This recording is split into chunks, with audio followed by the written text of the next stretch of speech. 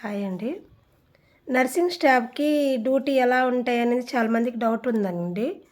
అయితే నర్సింగ్‌కి 3 షిఫ్ట్ అనేది ఉంటదండి.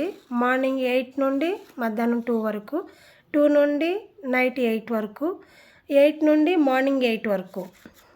అలా 3 షిఫ్ట్ అనేది జరుగుతాయండి. అలానే జనరల్ డ్యూటీ కూడా ఉంటదండి. మార్నింగ్ 9 నుండి 6 వరకు, మార్నింగ్ 9 నుండి 9 వరకు, మార్నింగ్ 9 నుండి 8 వరకు.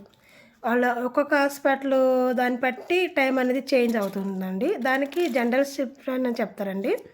ఆన్ కాల్ డ్యూటీస్ అనేవి కూడా ఉంటాయండి. ఆన్ కాల్ అంటే ఆ టయానికి వాళ్ళకి అవసరమైనప్పుడు వాళ్ళు కాల్ చేస్తారండి. ఎవరైనా స్టాఫ్ ఉంటే వాళ్ళకి కొంచెం ఈ షిఫ్ట్‌కి మీరు రాగలరా అని కాల్ చేస్తారండి. దాన్ని ఆన్ కాల్ అంటారండి.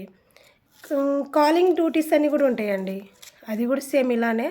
కాలింగ్ అంటే వాళ్ళు ఫోన్ చేసినప్పుడే వెళ్ళాలండి. దాన్ని కాలింగ్ డ్యూటీస్ అని చెప్తారండి.